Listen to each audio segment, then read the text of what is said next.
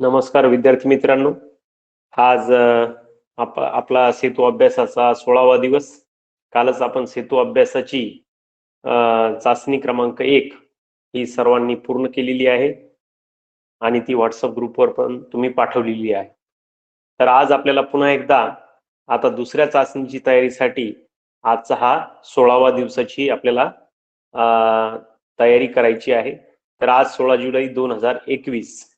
तर आता आपण आपल्या सेतू अभ्यासाच्या PDF कडे जाणार आहोत. तर बघा,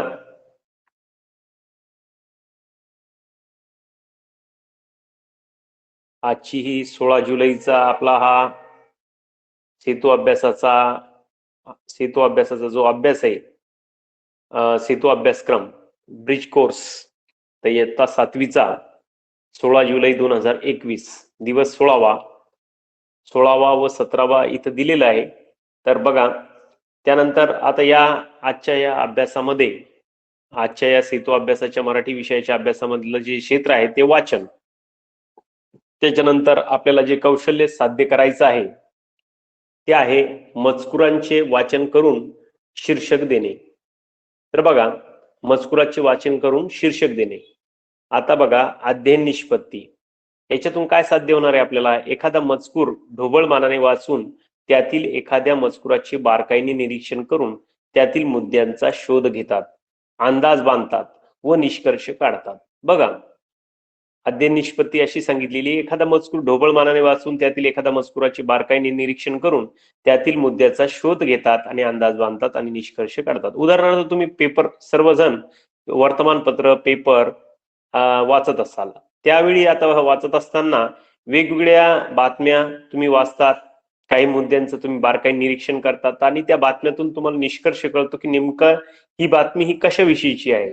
तुम्हाला एक अंदाज बांधता येतो. त्याच प्रकारचा अंदाज आणि निष्कर्ष तुम्हाला काढता आला पाहिजे, असा या आजच्या या वाचनाच्या याच्यातून सांगितलेलं आहे की ते तुम्हाला कौशल्य प्राप्त झालं पाहिजे की कोणताही उतारा हो, मजकूर हो, तो वाचल्यानंतर तुम्हाला लक्षात आलं पाहिजे की या मजकुरामध्ये किंवा जो मुद्दा दिलेला आहे किंवा एखादी बातमी दिली आहे, शीर्षक दिलेलं आहे, त्याच्यातून तुम्हाला उतार्यातून तुम्हाला कळलं पाहिजे की हा उतारा, कविता यांचा आशय काय आहे नेमका, तो कळला पाहिजे. बघा, जाणून घेऊया.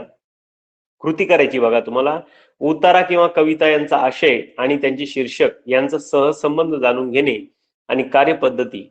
बघा, शिक्षकांनी काही निवडक उतारे आणि व कविता विद्यार्थ्यांसमोर ठेवाव्यात आणि त्यांचे मुख वाचन करावयास सांगावे. त्याचे शीर्षक आणि त्यातील आशय यांचा सहसंबंध समजून घेण्यास लावावा. बघा, आता आपल्याला काय करायचंय, तर काही एखादा ठराविक उतारा किंवा निवडक उतारा आणि कविता तुम्ही विद्यार्थ्यांनी समोर ठेवायच्या आणि त्याचं वाचन करण्यास मी तुम्हाला सांगणार आहे. आणि त्याच्यानंतर तुम्ही त्याच्यातील शीर्षक, त्या कवितेचं शीर्षक किंवा त्या उतार्याचा शीर्षक आणि त्याच्यातला आशयाचा सहसंबंध तुम्हाला नेमका समजला पाहिजे. बघा, सक्षम बनवूया. बघा, कृती, बातम्या किंवा निवडक उतारे यांचे प्रकट वाचन किंवा मुख वाचन करून शीर्षक देणे.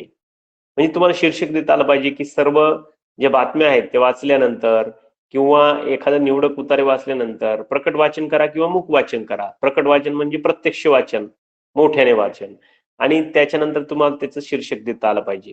आता कार्यपद्धती काय करायची, तुम्हाला शिक्षकाने परिसरात उपलब्ध असलेली विविध वर्तमानपत्रे तसेच विविध मासिकामधील निवडक विज्ञान जगत आणि अंधश्रद्धा विषयक बातम्या व उतारे यांची कात्रणे विद्यार्थ्यांना द्यावीत. त्यावेळी त्याला शीर्षक नसावे आणि विद्यार्थ्यांनी त्याचे समजपूर्वक वाचन करून आपल्या समजुतीप्रमाणे शीर्षक देता आले पाहिजे. बघा, इथं खाली एक नमुन्यासाठी आपल्याला एक काय दिलेलं आहे, शीर्षक दिलेलं आहे. पहा, आपल्याला एक उतारा दिलेला आहे आणि मजकूर दिलेला आहे. तर तुम्ही तो वाचायचा आणि त्याच्यानंतर त्याचा काय देता येईल आपल्याला शीर्षक ते तुम्ही बघायचं. बघा, मी वाचतोय, तुम्ही सुद्धा मनातल्या मनात वाचायचं, मुख वाचन करायचंय. बघा, पहिल्यांदा मी जे वाचन करतो ते ऐका. बघा, वैज्ञानिक दृष्टिकोन ही एक विचार करण्याची पद्धत आहे. निरीक्षण, परीक्षण, वर्गीकरण, पडताळा, तर्क आणि अनुमान यांचा वापर करून निष्कर्ष काढणे, स्वतः अनुभव घेतल्यानंतर विश्वास ठेवणे, सर्व बाजूंनी विचार करणे, या बाबी वैज्ञानिक दृष्टिकोनामध्ये अभिप्रेत आहेत. हे जग स्वायत्त आहे. यात प्रत्येक गोष्ट एका विशिष्ट नियमाने घडत असतात. आणि या प्रत्येक घडणाऱ्या घटनेमागे कार्यकारण भाव असतो. तो आपल्याला शोधून काढता येतो.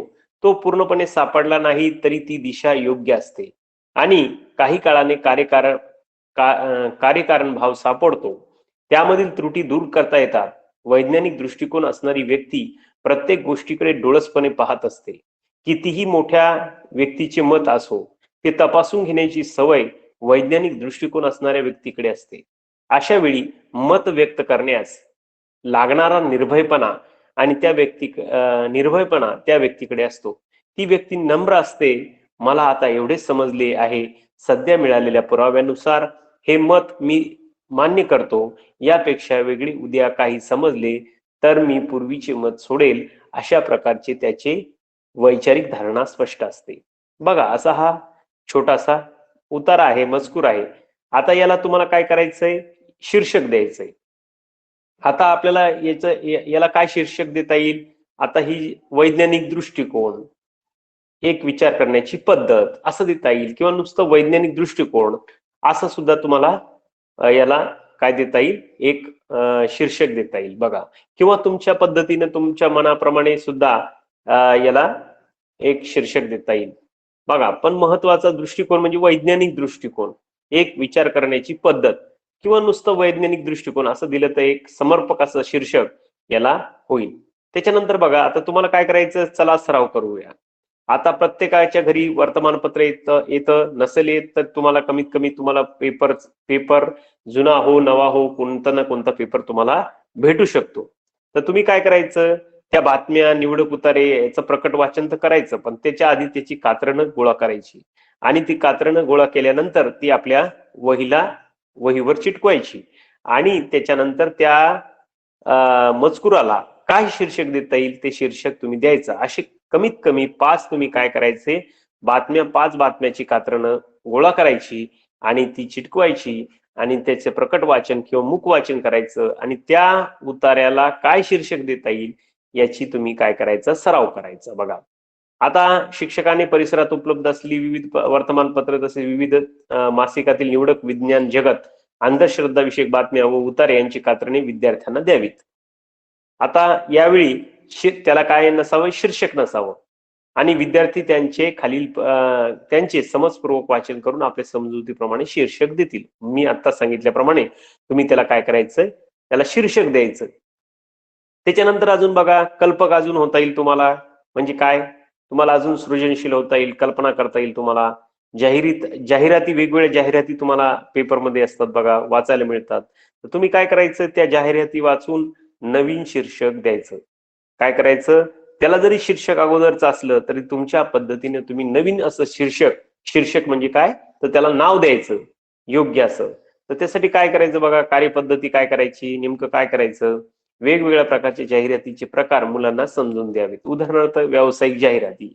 बघा, आता व्यावसायिक जाहिराती म्हणजे काय? ज्याच्यातून काहीतरी व्यावसायिक फायदा होईल अशा काही जाहिराती असतात. म्हणजे आता सर्कस आली आपल्या जालन्यामध्ये किंवा आपल्या गावामध्ये घनसावंगीमध्ये आली किंवा कोणत्या मोठ्या औरंगाबादला आली, तर त्या ठिकाणी त्या सर्कसची जाहिरात करायची. म्हणजे काय? जाहिरात जर केली नाही तर सर्कस बघायला कोणी येईल का? नाही. त्याच्यामुळे त्या व्यावसायिक फायद्यासाठी जी जाहिरात केली जाते त्याला काय म्हणायचं? व्यावसायिक जाहिरात. जसे सर्कस, सिनेमा, नाटक, विविध वस्तू खरेदी करण्यासाठी दिलेली जाहिरात.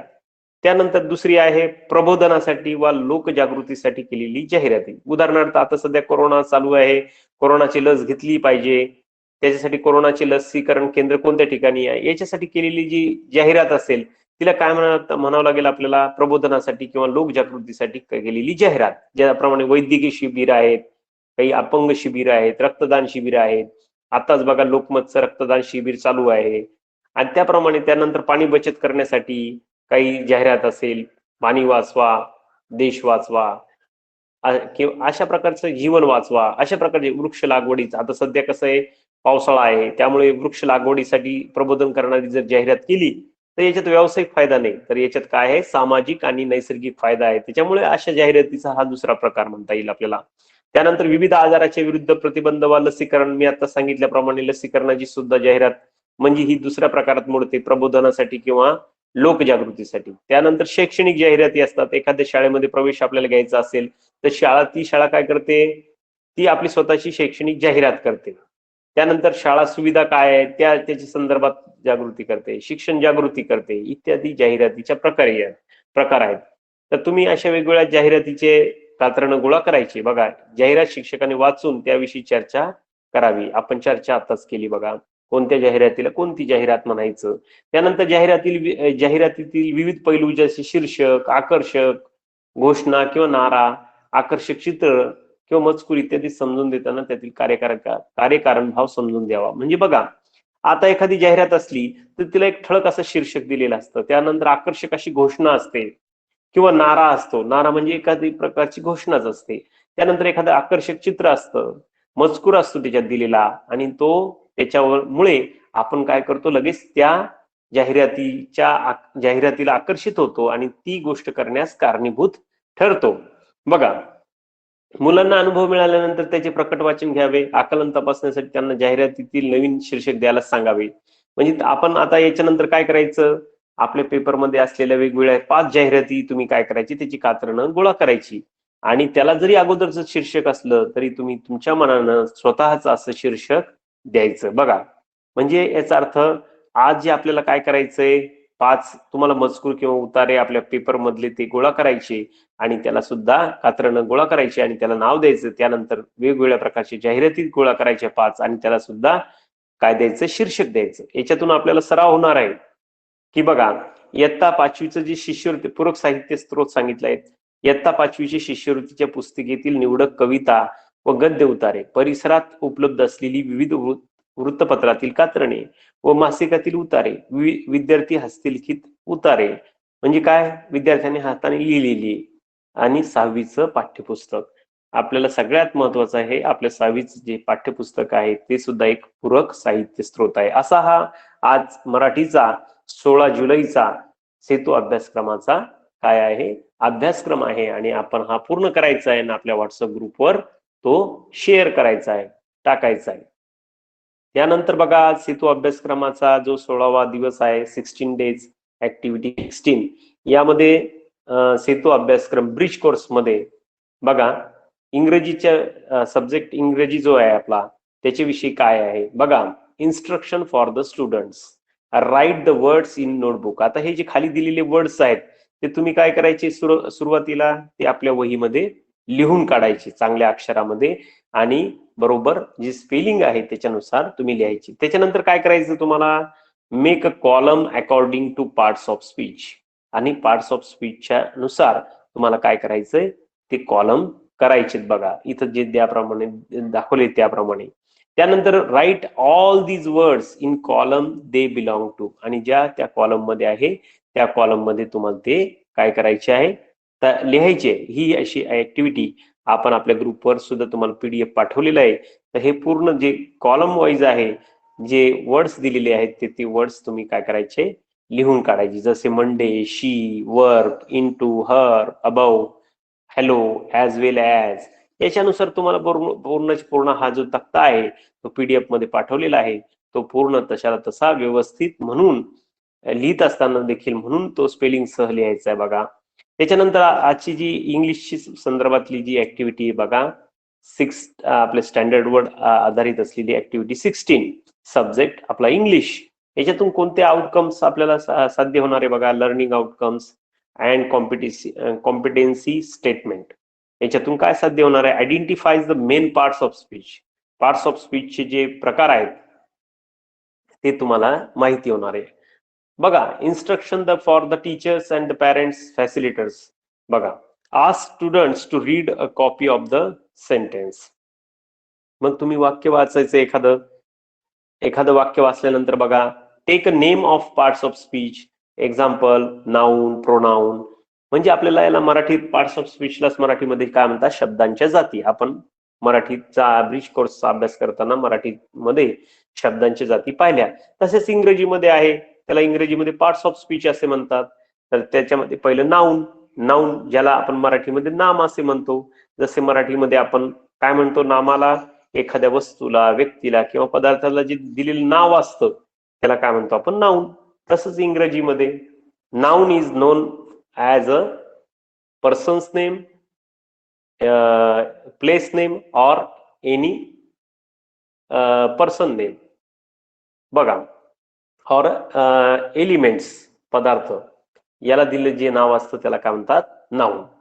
आणि नामाऐवजी येणारे शब्दाला काय म्हणतो आपण? प्रोनाउन. बघा, आता याच्यानंतर काय सांगितलंय?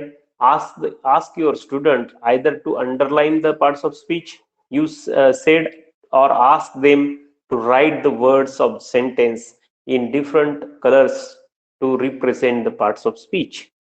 बघा, नंतर तुम्ही काय करायचं? याला वेगवेगळ्या रंगाने ते काय करायचं? रिप्रेझेंट करायचं. नाउन असेल तर वेगळ्या कलर त्याला हायलाइट करा, प्रोनाउन असेल तर त्याला वेगळ्या यानं हायलाइट करा. Change the past parts of speech and ask write the words different parts of speech, different colours, म्हणजे वेगवेगळ्या कलरने तुम्ही काय करायचं? त्याला फिल करायचंय. Continue till you over all parts of speech, म्हणजे तुम्ही वेगवेगळ्या यानं त्याला कलरिंग करायचं, हायलाइट करायचं. बघा, नंतर त्याच्यापासून तुम्हाला काय तयार करायची? वाक्य तयार करायची. Write the sentence in the notebook. Find out the words that belongs two parts of speech sed your teacher in those sentence. आणि त्याच्यातले नंतर पार्ट्स ऑफ स्पीच सुद्धा तुम्हाला अंडरलाईन करायचे. जसे underline those parts of speech or write these words in different colours. Noun, take a green colour, pronoun red colour. You highlight the colors, you highlight the words that contains the noun or pronoun. Specify a noun or pronoun. Learning activity. I like a ride bicycle. I like to ride bicycle. The monkey is sitting on the tree. It was a brilliant idea. I studied very hard. A plant needs sunshine. The lion roared loudly. The cat sat on a mat. Hurry, hooray, hooray, hurry nahi, hooray, we won the match. Oh, that hurts. He is clever, but he is lazy. Read the above sentence and copy in your notebooks. After that, underline the words, parts of speech said by the teacher with the different colors. Of write down those words, parts of speech with different colors. Use same color of the words that belongs to the parts of speech. Like noun, take green colors, pronoun red color, etc. Do it till as 8 parts of speech are belongs covered. म्हणजे जसे शब्दांच्या जाती 8 आहेत मराठीमध्ये, तसेच इंग्रजीमध्ये सुद्धा 8 parts of speech आहेत. तर बघा, त्याच्यानंतर बघा, solve the activity like that. I go to bicycle. The monkey is sitting on the tree. Here is here one above sentence like and ride are the verbs. I like to ride bicycle. So underline, I underline the color it with blue, whereas monkey, bicycle, tree are nouns, so I underline and colored it with yellow. Make a list of words according to their groups of parts of speech from above sentence. Noun, pronoun, adjective, verb, adverb, preposition, conjunction, interjection, like that. Write many more sentences and classify words according to the parts of speech. Extension activity, parallel activity. C.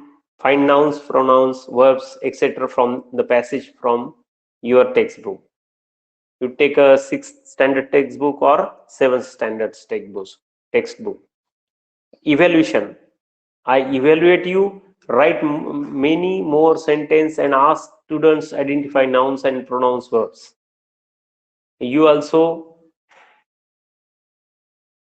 take a trip on Diksha video e-content, so you know the noun, pronoun or parts of speech. My takeaway today, I learned parts of speech. अशा प्रकारे आजचा हा आपला इंग्रजीचा अभ्यास होता सेतू अभ्यासक्रमामध्ये, तो तुम्ही पूर्ण करायचा आहे आणि आपल्या व्हॉट्सअप ग्रुपवर शेअर करायचं. याच्यानंतर बघा, आता आपला जो तिसरा विषय आहे आपला गणिताचा सेतू अभ्यासक्रमामध्ये 16व्या दिवसाचा ब्रिज कोर्स मधला, आज दिवस 16वा आहे. याच्यातला उपघटक आपण पाहत आहोत व्यवहारी अपूर्णांकाचे दशांश अपूर्णांकात रूपांतर करणे. व्यवहारी अपूर्णांकाचे दशांश अपूर्णांकात काय करायचं आपल्याला? रूपांतर करायचं. याच्यातून काय साध्य होणार आहे आपल्याला? आद्य निष्पत्ती बघा. दैनंदिन जीवनामध्ये अपूर्णांकाचा संबंध येणाऱ्या परिस्थितीत साध्या व दशांश अपूर्णांकाचा वापर करतात. आता थोडस समजून घ्यायचं बघा.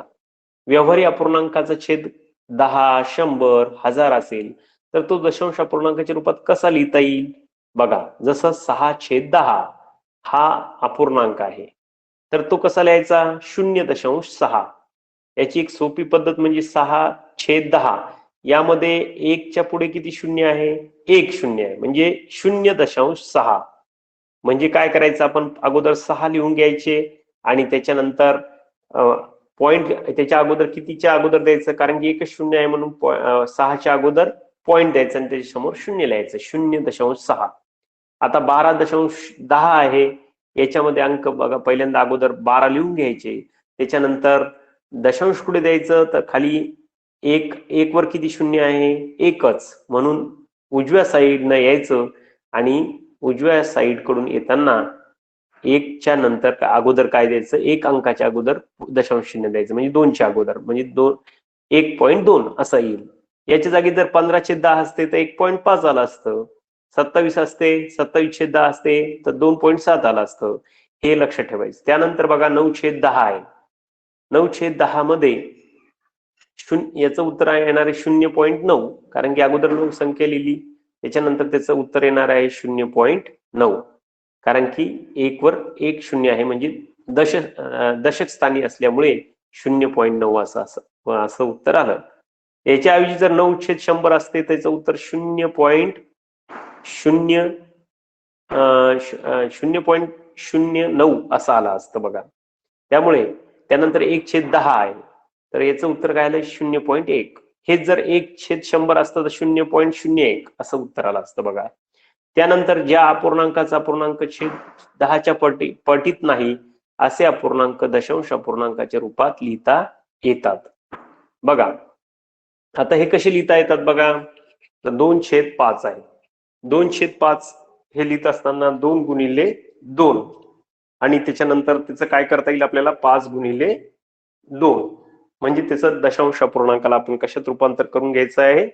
तर त्याला दशक स्थानी रूपांतर करून घ्यायचं आहे बघा. त्यामुळे बघा याचं उत्तर आलंय 4/2 आणि 5×2 10. त्याच्यामुळे अंशस्थानी किती आलेली आहे संख्या? 4 आणि छेदस्थानी आलेली 10. त्याच्यामुळे 4/10 म्हणजे याचं उत्तर काय आलेलं आहे? 0.4. त्यानंतर 1/2 जर असेल तर त्याचं उत्तर काय येणार आहे? 1/2 ला आपल्याला पहिल्यांदा दशक, त्याचं जे छेद आहे तो दशक स्थान करून घ्यावं लागणार आहे आपल्याला. त्याच्यासाठी आपल्याला काय करावं लागेल? 1 गुणिले 5, म्हणजे 2 ला कितीने गुणावं लागेल तेव्हा 10 येणार आहे? 5 न गुणावं लागेल, म्हणजे 2×5=10. मग जर छेदस्थानी 5 न गुणलं तर अंशस्थानी सुद्धा आपल्याला 5 न गुणावं लागेल. त्यामुळे 1 गुणिले 5 आणि खाली छेदस्थानी 2 गुणिले 5, म्हणजेच काय येणार आहे? 5/10. मग 5/10 म्हणजे याचं दशांश अपूर्णांकामध्ये रूपांतर कसं होणार आहे? 0.5. बघा, जर अंशस्थानी छेदस्थानातील शून्यापेक्षा जास्त अंक असतील तर उजवीकडून शून्याच्या संख्येइतके अंक सोडून त्याआधी दशांश चिन्ह लिहावे लागते. म्हणजे उदाहरणार्थ बघा, 123/10 म्हणजेच काय? 12.3. त्यानंतर बघा 45,602/100, म्हणजे आता याच्या खालच्या छेदस्थानी किती शून्य आहे? 2, म्हणजे 100 आहे. तर त्याच्यामुळे 2 संख्यांच्या अगोदर येऊन आपण दशांश चिन्ह द्यायचं. पहिल्यांदा वरची संख्या अगोदर अंशस्थानाची संख्या लिहून काढायची, 45,602 अशी संख्या लिहिल्यानंतर आपण बघायचं की छेदस्थानी किती आहे? 100, म्हणजे 2 शून्य आहे. त्याच्यामुळे मग उजवीकडून येऊन आपण काय करायचं? 2 संख्यांच्या अगोदर काय द्यायचं? दशांश, म्हणजे 456.02 असं उत्तर येईल. त्यानंतर बघा 3576/1000 असं जेव्हा गणित असेल तेव्हा आपल्या नियमानुसार पहिल्यांदा 3576 ही संख्या लिहून घ्यायची. त्याच्यानंतर बघा खालच्या छेदस्थानी किती शून्य आहे? 3. मग 3 संख्यांच्या अगोदर दशांश द्यायचं, म्हणजे 3.576 असं याचं उत्तर येईल. म्हणजे एकदम सोपं लक्षात ठेवायचं की छेदस्थानी जितके शून्य असतील तितकेच शून्याच्या संख्ये एवढे उजवीकडून येऊन आपण काय करायचं? दशांश चिन्ह द्यायचं. त्याच्यानंतर बघा अंशस्थानी छेदस्थानी शून्य इतकेच अंक असतील तर अंशस्थानाच्या संख्येच्या आधी दशांश चिन्ह देऊन पूर्णांकाच्या जागी शून्य लिहावे. जसे 710 आहे, याच्यामध्ये आता समजा आता 7 ही एकच संख्या आहे, मग आता शून्य दशांश कसं द्यायचं? तर 7च्या अगोदर दशांश द्यायचं आणि शून्य अगोदर शून्य हे लिहून टाकायचं, म्हणजे 0.7. 27/100 असेल तर 0.27 असं उत्तर येईल. त्यानंतर 576/1000 असेल तर 0.576 असे उत्तर येईल. त्यानंतर अंशस्थानी छेदस्थानी शून्यापेक्षा कमी जर अंक असतील तर अंशाच्या आधी काही शून्य देऊन एकूण अंक छेदातील शून्याच्या संख्ये एवढे करावेत आणि त्याआधी दशांश चिन्ह लिहावे व पूर्णांकाच्या जागी शून्य लिहावे. जसे 700 आहे, मग आता कसं करायचंय? 0/7 0.7/100 म्हणजे असं लिहून घ्यायचं आणि त्याच्यानंतर 0. म्हणजे खाली छेदस्थानी 2 शून्य आहेत, म्हणजे 7च्या अगोदर आपली किती संख्या आली पाहिजे? म्हणजे 2 दशांश येण्यासाठी 0.007 असं याचं उत्तर येईल. त्यानंतर बघा 5/1000 याच्यामध्ये काय करावं लागेल आपल्याला? 0.005 असं हे उत्तर येईल. पहिल्या या गणितामध्ये 1 शून्य विसरलेले आहेत, इथं खरं पाहिलं तर 1000 पाहिजे होते. 0.7/1000 अशी पाहिजे होती, त्यावेळी हे उत्तर 0.007 येणार आहे, जसं की इकडे 0.005 आलाय. दशांश अपूर्णांकाचे व्यवहारिक दशांश अपूर्णांकात रूपांतर करताना दिलेल्या दशांश अपूर्णांकातील दशांश चिन्हाचा विचार न करता मिळालेली संख्या व्यवहारी अपूर्णांकाच्या अंशस्थानी लिहितात व छेदस्थानी 1 हा अंक लिहून दिलेल्या संख्येतील दशांश चिन्हापुढे जेवढे अंक असतील तेवढे 0 आणि 1च्या पुढे ते लिहितात. बरोबर. आता याच्यातून तुम्हाला आता सराव करण्यासाठी दिले, चला सराव करूया. जसे 26.4 हे लिहित असताना आपल्याला काय करायचं? याचं रूपांतर आपल्याला अपूर्णांकात करायचं. दशांश अपूर्णांकाचं रूपांतर हे व्यवहारी अपूर्णांकात करायचं. तर मग कसं करावं लागेल? पहिल्यांदा 264 लिहून घ्यायचे आणि 1 वर किती शून्य द्यावं लागेल? दशांश नंतर अंक मोजायचे, एकच आहे म्हणून 1 वर 1 शून्य द्यायचं, म्हणजे 264/10. त्यानंतर बघा 0.04. आता अगोदर आपल्याला 4 ही संख्या लिहून घ्यायची आहे, छेदस्थानी आपल्याला 1 लिहून घ्यायचं अगोदर. त्यानंतर बघायचं दशांश नंतर किती अंक आहेत? 2 अंक आहेत, म्हणजे 2 शून्य द्यायची, म्हणजे 4/100 असं उत्तर येईल. त्यानंतर बघा 19.315. पहिल्यांदा 19,315 ही संख्या वरती लिहून घ्यायची अंशस्थानी आणि खाली छेदस्थानी 1 लिहून घ्यायचं अगोदर आणि त्याच्यानंतर किती शून्य द्यायचे? तर दशांश नंतरचे अंक मोजायचे. दशांश नंतर पुढील उजवीकडचे अंक हे 2 आहेत, 3 आहेत, म्हणून 3 शून्य द्यायचे. बघा म्हणजे 1000 म्हणजे 19,315/1000 असं उत्तर येईल. त्याच्यानंतर हे सोडून पाहायचे तुम्हाला आपल्या वहीमध्ये आणि त्याची जी उत्तराची जी फोटो आहेत ते सोडवलेली जी गणित आहेत ते आपल्या व्हॉट्सअप ग्रुपवर तुम्ही टाकायची. खाली दशांश अपूर्णांकाचे व्यवहारी अपूर्णांकात रूपांतर करायचंय, व्यवहारी अपूर्णांकाचे दशांश अपूर्णांकात रूपांतर करायचे. त्यानंतर चौकटी पूर्ण करायच्या आहेत, योग्य चौकटीत योग्य संख्या लिहायची. त्याच्यानंतर आपल्याला जर अजून मदत हवी असेल तर ही दीक्षा ऍपची जी लिंक आहे तिला क्लिक करून आपण अधिकचा अभ्यास करू शकतो. आज आपण काय शिकलो? तर व्यवहारी अपूर्णांकाचे दशांश अपूर्णांकात रूपांतर करू शकतो, हे आपल्याला समजलेलं आहे. असा हा गणिताचा अभ्यास, पूर्ण गणिताचा अभ्यास आपल्या पूर्ण करून वहीमध्ये पूर्ण करून त्याचे फोटो हे आपल्या व्हॉट्सअप ग्रुपवर आपण टाकायचे आहे. त्याच्यानंतरचा पुढचा सेतू अभ्यासक्रमाचा जो पुढचा विषय आपला तो आहे विज्ञान. सगळ्यात महत्वाचा विषय म्हणजे आपला विज्ञान. आता याची विज्ञानाची 16व्या दिवसाची जी कृती पत्रिका आहे बघा, आपल्याला समजून घ्यायचंय अस्थिसंस्था यांची व्याख्या, हाडाचे प्रकार. याच्यासाठी संदर्भ आहे बघा इयत्ता 6वीतलं जे आपलं प्रकरण 8वं आहे, आपली अस्थिसंस्था व त्वचा. बरं, आता याची अध्ययन निष्पत्ती काय आपल्याला साध्य होणार आहे? जीव आणि विविध प्रक्रिया यांची नामनिर्देशन आकृती तुम्ही काढायची आहे, प्रवाह तक्ते काढायचे आहे, फुलाची भाग काढायची आहे, सांधे कशाला म्हणायचं, गाळण क्रिया प्रक्रिया याची सुद्धा तुम्हाला चित्र काढायची आहे, म्हणजे आकृती काढायची आहे, जलचक्राची आकृती काढायची आहे आणि त्यानंतर तुम्हाला हे साध्य होणार आहे. तर सर्वप्रथम आपण अस्थिसंस्था म्हणजे काय हे आपण पाहून घेऊ. अस्थिसंस्था या शब्दातली अस्थि म्हणजे हाडं, शरीराला निश्चित आकार आणि संस्था म्हणजे ज्याप्रमाणे एखादी आपली शाळा असते त्याप्रमाणेच आपलं हे शरीर हे सुद्धा एक प्रकारची शाळा आहे. म्हणजेच हाडांची शाळा म्हणजेच अस्थिसंस्था. म्हणजेच काय, ज्यामध्ये एक मुख्य असा घटक असतो, ज्याप्रमाणे आपल्या शाळेमध्ये मुख्याध्यापक असतो त्याप्रमाणे आपल्या या शरीरामध्ये मेंदू असतो. तो आपला मुख्याध्यापकासारखं काम आपल्या शरीरामध्ये करत असतो. आणि त्यामुळे अस्थि म्हणजे हाडं. आता अस्थिसंस्था म्हणजे काय हे तुम्हाला एक ढोबळमानाने मी तुम्हाला व्याख्या सांगितली, परंतु वैज्ञानिक दृष्ट्या अस्थिसंस्था कशाला म्हणायचं, तर शरीराला निश्चित आकार देऊन आधार देणाऱ्या, तसेच शरीराच्या आतील बाजूचे आतील नाजूक इंद्रियांचे रक्षण करणाऱ्या संस्थेला अस्थिसंस्था असे म्हणतात. म्हणजे शरीरामध्ये आपल्या शरीराला निश्चित असा आकार देणाऱ्या आणि तसेच शरीरातील आतील जे नाजूक इंद्रिय आहेत, आपले हृदय, फुफ्फुसे, नंतर यकृत यासारख्यांना काय करणाऱ्या रक्षण करणाऱ्या संस्थेला अस्थिसंस्था असे म्हणतात. बघा, आपल्या शरीरामध्ये असणाऱ्या सर्व हाडांचा आकार एकसारखा नसतो. आपल्या शरीरामध्ये असणाऱ्या सर्व हाडांचा आकार हा एकसारखा काय नसतो, आकार हा एकसारखा नसतो. प्रत्येक हाड हे वेगवेगळे आहे. सर्व हाडांचा मिळून एक सांगाडा तयार होतो. बघा, जसं सगळ्यात लहान हाड हे आपल्या कानामध्ये असते, तर सगळ्यात मोठं हाड हे कुठे असतं, आपल्या मांडीमध्ये असते. म्हणजे बघा, सांगाड्यामुळे शरीराला आकार प्राप्त होतो आणि शरीरातील सर्व हाडे व कुर्च्या एकत्र मिळून अस्थिसंस्थेची रचना होते. बघा, हाडांची रचना कठीण असते, हाडे लवचिक असतात. हाडांची रचना ही मुख्यतः दोन घटकांनी बनलेली असते. एक असते अस्थिपेशी आणि या जैविक असतात, तर कॅल्शियम कार्बोनेट, कॅल्शियम फॉस्फेट, खनिज, क्षार यासारख्या अजैविक पदार्थापासून हाडे हे बनतात. कॅल्शियममुळे काय होतं, हाडांना मजबूतपणा येतो. त्याच्यामुळे आपण दूध हे कशापासून, दुधापासून आपल्याला काय मिळतं, कॅल्शियम. त्याच्यामुळे छोट्या मुलांनी जास्तीत जास्त दूध घेतलं पाहिजे चहाच्या ऐवजी. त्यामुळे आपल्या शरीराला सुद्धा काय येतो, मजबूतपणा येतो.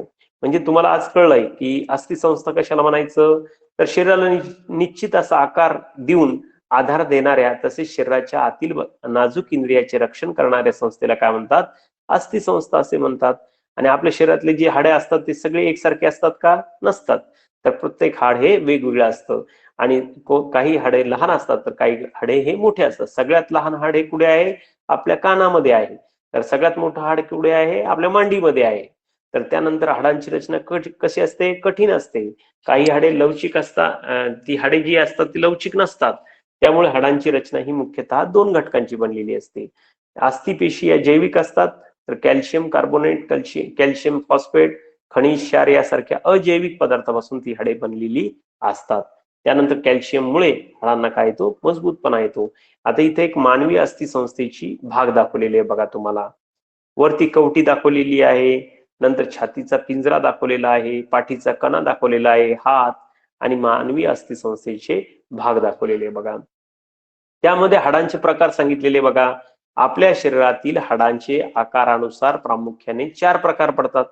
ही हाडे शरीरात कुठे असतात, यावर आपल्या मित्रांशी तुम्ही चर्चा करा. बघा, ही हाडं कुठे असतात, चपटी हाडे कुठे असतात, लहान हाडे कुठे असतात, अनियमित हाडे कुठे असतात, लांब हाडे कुठे असतात, हे तुम्ही हाडांचे वेगवेगळे प्रकार आहेत 4, तर त्याच्याविषयी तुम्ही सराव करा. त्याच्यानंतर बघा, प्रश्न पहिला आहे, खालील चित्रातील सांगाड्यावरून प्राणी ओळखा आणि त्यांची नावे लिहा. बघा, आता इथं पहिला जो चित्र दिसतंय मानवी अस्थिसंस्थेचं दिसतंय, नंतर बेडूक आहे, नंतर बगळा आहे, नंतर डायनासोर आहे. असे हे चित्र आणि त्याच्यावरून तुम्हाला अस्थिसंस्थेच्या प्रकारावरून तुम्हाला प्राणी ओळखता येतो. त्यानंतर जर समजा शरीरात हाडेच नसती तर तुमच्या शब्दात लिहा काय झालं असतं, शरीरामध्ये जर हाडच नसती तर काय झालं असतं. तर बघा, हाडच नसते तर काय झालं असतं, तर आपल्या शरीराला विशिष्ट असा आकार आपल्याला मिळाला नसता. त्यामुळे बघा, एक मोजपट्टी घ्या आणि तुमच्या हातात पायाच्या हाडाची लांबी मोजा. हीच आकृती तुम्ही तुमच्या आई बाबा, बहीण भाऊ यांच्या संदर्भात सुद्धा तुम्ही करा आणि माहिती तक्त्यात भरा. कोणाच्या हाताचे हाड किती लांबीचे आहे, किती सेमीचे आहे, ते तुमचं स्वतःचं किती आहे, आईचं किती आहे, बाबाचे किती आहे, हाताचं हाड, पायाचं हाड, हे तुम्ही तुमच्या आपल्या स्केलनं मोजून काढू शकता. अधिकचा अभ्यास करण्यासाठी तुम्हाला हे तिथं लिंक दिलेली आहे दीक्षा ॲपची. आपली अस्थि संस्था याला क्लिक करून त्याच्यानंतर आपली अस्थि संस्था आणि त्वचा याला क्लिक करून तुम्ही अधिकचा अभ्यास करू शकतात. अशा प्रकारे आपला विज्ञानाचा हा सेतू अभ्यासक्रमाचा आजचा 16व्या दिवसाचा अभ्यास आपण पाहिला. तुम्ही काय करायचंय, हे पूर्ण हे जे सराव आहे, हे प्रश्नोत्तर आहेत, ते पूर्ण करायचे आणि आपल्या व्हॉट्सअप ग्रुपवर टाकायचे बघा. त्याच्यानंतर बघा पुढचा आहे आपला आजचा विषय सेतू अभ्यासक्रमाचा ब्रिज कोर्स मधला समाजशास्त्राचा, म्हणजेच काय आपल्या इभुना मधले इतिहास भूगोल नागरिक शास्त्राचा भाग. आज 16वा दिवस आहे सेतू अभ्यासक्रमाचा. कालच आपण परीक्षा सोडवलेली आहे सेतू अभ्यासक्रमाची पहिली चाचणी, आणि आता आपण काय तयारी करतोय पुढच्या चाचणीची, म्हणजे दुसऱ्या चाचणीची. अशा एकूण आपल्याला 3 चाचण्या होणार आहेत. तर इयत्ता 7वीची आपल्याला आता दुसऱ्या चाचणीची तयारी सुरू करायची. आपला इभुनाचा विषय आहे, याला सामाजिक शास्त्र किंवा समाजशास्त्र असं सुद्धा म्हणतात. बघा आता पाठ 5वा जो आहे आपला इतिहासामधला, तर बघा प्राचीन भारतातील धार्मिक प्रवाह. बघा याच्यातून आपल्याला अध्ययन निष्पत्ती काय साध्य होणार आहे, संतांच्या धार्मिक समन्वय या शिकवणुकीमधील साम्य ओळखतात. म्हणजे बघा संत अनेक संत होऊन गेले, परंतु त्यांची शिकवणूक ही मात्र सगळ्यांची सारखी आहे. धर्म जरी वेगळा असला तरी शिकवणूक मात्र सारखी आहे. प्रत्येक संतांनी आपल्या धर्मातील लोकांना सगळ्यांना चांगलंच सांगितलेलं आहे. इतर धर्माचं सुद्धा काय करायचं सांगितलेलं आहे, त्यांचे सुद्धा म्हणजे त्यांचं पालन करायचं सांगितलेलं आहे, त्यांच्याविषयी सहानुभूती सांगितलेली. कोणताही धर्म हा वाईट सांगत नाही. आणि त्याच्यानंतर मूलभूत अशी तत्व आणि मूल्य सुद्धा या संतांनी सांगितलेली आहे. पहिले काही बाबी आठवूया. वर्धमान महावीरांनी कोणती शिकवण दिली, म्हणजे जैन धर्माचे असलेले आपले वर्धमान महावीर यांनी सुद्धा सत्य, अहिंसा आणि अस्तेय म्हणजे चोरी करू नये अशा प्रकारची शिकवण दिलेली आहे. त्यानंतर गौतम बुद्धांचे कोणते वचन विख्यात आहे, त्याद्वारे कोणती मूल्य प्रकट होतात, त्यांनी सुद्धा सत्य अहिंसाची शिकवण दिलेली आहे. ख्रिश्चन धर्माची शिकवण सुद्धा कशी आहे, सत्य अहिंसेचीच आहे. इस्लाम धर्म सुद्धा काय सांगतो, ईश्वर हा एक आहे आणि ईश्वरांनी सांगितल्याप्रमाणे आपण ऐकलं पाहिजे. अल्लाह एक आहे, म्हणजे प्रत्येक धर्मानं ईश्वराला मानलेलं आहे. म्हणजे आपण जे काही आहोत ते सर्व ईश्वरामुळे आहेत. फक्त इकडे आपण ईश्वर म्हणतो, तिकडे इस्लाम धर्मामध्ये अल्लाह असे म्हणतात. म्हणजे सगळ्यांचा धर्म एकच आहे, परंतु फक्त आपण प्रत्येकानं आपला देव ईश्वर हा आपल्या पद्धतीने मांडलेला आहे. त्यानंतर इस्लाम धर्माचा कोणता ग्रंथ प्रसिद्ध आहे, कुराण हा आपला प्रसिद्ध असा इस्लाम धर्माचा सगळ्यात महत्वाचा असा म्हणजे त्यांचा धर्म आहे. म्हणजे आपला प्रत्येक धर्माचा एक प्रसिद्ध असा धर्मग्रंथ असतो, त्याप्रमाणे इस्लाम धर्माचा काय आहे, कुराण असा हा त्यांचा ग्रंथ आहे, पवित्र ग्रंथ असं आपण म्हणतो. ज्याप्रमाणे आपल्या हिंदू धर्माचा भगवद्गीता आहे, ख्रिश्चन धर्माचा बायबल आहे, प्रत्येक धर्माचा एक आपला असा पवित्र ग्रंथ आहे, त्याप्रमाणे इस्लाम धर्माचा सुद्धा एक पवित्र ग्रंथ आहे. आणि याच्यात सुद्धा इस्लाम धर्मामध्ये मोहम्मद पैगंबरांनी देखील योग्य अशी शिकवण सर्वांना दिलेली आहे, जगाला शांतीचा मंत्र दिलेला आहे. त्यामुळे प्रत्येक धर्म, प्रत्येक संतांनी आपल्या या पूर्ण जाती जमातीला, धर्मातील लोकांना ही एकच शिकवण दिलेली आहे की ईश्वर हा एकच आहे, फक्त त्याला दिलेली नावं ही मात्र वेगवेगळी आहेत. त्यामुळे बघा याच्यानंतर आता दीक्षा ऍप मध्ये आपल्याला जर अधिकची माहिती पाहिजे असेल तर ती तुम्ही या लिंकला क्लिक करून मिळवू शकता. त्यानंतर बघा पंचमहाव्रते कोणती आहे, ती तुम्ही इयत्ता 6वीच्या पुस्तकामधून तुम्ही त्याची प्रश्नोत्तर लिहायचे. पुढील 4 आर्य सत्याचा अर्थ स्पष्ट करा, दुःखाचा अर्थ स्पष्ट करा, की जे गौतम बुद्धांनी सांगितलेले आहे. दुःखाचे कारण म्हणजे काय, दुःख निवारण, प्रतिपद, हे सर्व तुम्ही याचे प्रश्नोत्तर लिहायची आणि ते आपली व्हॉट्सअप ग्रुपवर शेअर करायची. त्यानंतर बघा आवश्यक साहित्य, इयत्ता 6वीतले जे इतिहासाचं पाठ्यपुस्तक आहे त्यामधून वर्धमान महावीरांनी कोणती शिकवण दिली ती तुम्ही लिहून काढायची. ख्रिश्चन धर्मामध्ये काय सांगितले आहे, बघा या सर्वांची माहिती आपण लिहायची. त्यानंतर पारशी विचारसरणीचा गाभा कोणता आहे त्याच्याविषयी माहिती लिहायची आणि ती आपल्या वहीत लिहिल्यानंतर ती आपण काय करायची, व्हॉट्सअप ग्रुपवर आपल्या शेअर करायची, टाकायची, फोटो टाकायचा आहे. वरील कृती केल्यावर तुला प्राचीन भारतातील धार्मिक प्रवाह या पाठातून काय समजले ते लिही, म्हणजे तुम्ही ती माहिती लिहायची. त्याच्यानंतर अधिकची माहिती पाहिजे असेल तर तुम्ही दीक्षा ऍप मध्ये जाऊन तुम्ही काय करायची, ही पूर्ण लिंकला क्लिक करून तुम्हाला अधिकची माहिती मिळणार आहे. सर्व धर्मांची माहिती मिळणार आहे. त्याच्यानंतर आपला शेवटचा जो आपला सेतू अभ्यासक्रमामधला ब्रिज कोर्स मधला आजच्या 16व्या दिवसाचा अभ्यास आहे तो हिंदीचा. दिन हमारा है 16वां. आज का जो क्षेत्र है वो है भाषा विकास और कौशल्य जो हम साध्य करने वाले हैं वो श्रवण भाषण. देखो इस पाठ से, इस दिन से यानी कि 16वें दिन से हमको अध्ययन निष्पत्ति कौन सी होने वाली है, तो दैनिक जीवन से किसी घटना पर विभिन्न माध्यम से राष्ट्रीय प्रसंग घटना संबंधी वर्णन सुनना. आओ पता करते हैं. देखो कविता का लयबद्ध वाचन करे और कविता की केंद्रीय भावना समझाए. देखो नफरत करना नहीं किसी से, प्यार सभी से करना जी. तूफान तो आते रहते हैं, इनसे भी क्या डरना जी. हिम्मत करने वालों को मिलती मदद सब लोगों की, सत्कर्मों की तुलिका से जीवन में रंग भरना जी. देखो ये जो कविता है, देखो नफरत करना नहीं किसी से, प्यार सभी से करना जी. तूफान तो आते रहते हैं, इनसे भी क्या डरना जी. हिम्मत करने वालों को मिलती मदद सब लोगों की, सत्कर्मों की तुलिका से जीवन में रंग भरना जी. इस तरह से आपको ये कविता कंठस्थ करने की है और इसका अर्थ भी आपको समझ में आने का है, समझा लेने का है. देखो कविता में आए इन अर्थों को, शब्द को ढूंढो. आंधी यानी कि तूफान, तिरस्कार यानी कि नफरत, ये सब आपको क्या करने का है, इसका कंठस्थ करके ये कविता आपको समझनी है. आओ अभ्यास करें. देखो विपत्तियों से बचने के उपाय लिखो. यानी कि ये देखो यहाँ पे बाढ़ आई है तो यहाँ पे पूरा सूखा है. इस सूखे के वक्त क्या करनी चाहिए, कौन सी विपत्तियों के वक्त क्या करना चाहिए और बाढ़ के वक्त क्या करना चाहिए, ये आपको लिखने का है आपके भाषाओं में. देखो इसके लिए पूरक साहित्य स्रोत भी दिए हैं. उस साहित्य से आप इसका अध्ययन और से ज्यादा तरीके से कर सकते हैं. देखो इसके और से आपको टेस्ट लिंक भी दिए हैं, आप ये छोड़ सकते हैं अच्छी तरह से उनको क्लिक करके. यहाँ पे विषय का नाम भी दिया है, मराठी के सामने क्लिक करा असं दिलेला आहे. वो जो टेस्ट लिंक है उसको क्लिक करो और आपकी एग्जाम पूरी करो. बाद में अधिक चाहिए आपको ऑनलाइन टेस्ट, तो ये भी है दी वाली, इसको भी आप सराव के लिए कर सकते हैं.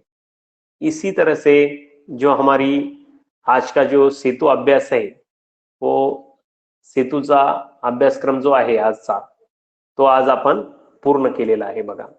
आणि आपण जो आज जो पूर्ण अभ्यास केलेला आहे सेतू अभ्यासक्रमाच्या 16व्या दिवसाचा, तो पूर्ण अभ्यास तुम्ही काय करायचा आहे, तुम्ही आपल्या वहीमध्ये आपल्या सेतू अभ्यासक्रमाच्या वहीमध्ये पूर्ण करून तो आपल्या व्हॉट्सअप ग्रुपवर तुम्ही काय करायचं आहे, पाठवायचा आहे. त्याच्यामुळे त्याच्यात कोणत्या प्रकारच्या काही चुका झाल्या असतील तर ते आपण सर्वांना लक्षात आणून देणार आहोत. तर त्यासाठी आजच्या ह्या 16व्या दिवसाच्या अभ्यासाचा, सेतू अभ्यासक्रमाचा अभ्यास पूर्ण करावा आणि आपल्या ग्रुपवर टाकावा. धन्यवाद. सर्वांनी अभ्यास करायचा आहे आणि आपल्या ग्रुपवर टाकायचा आहे.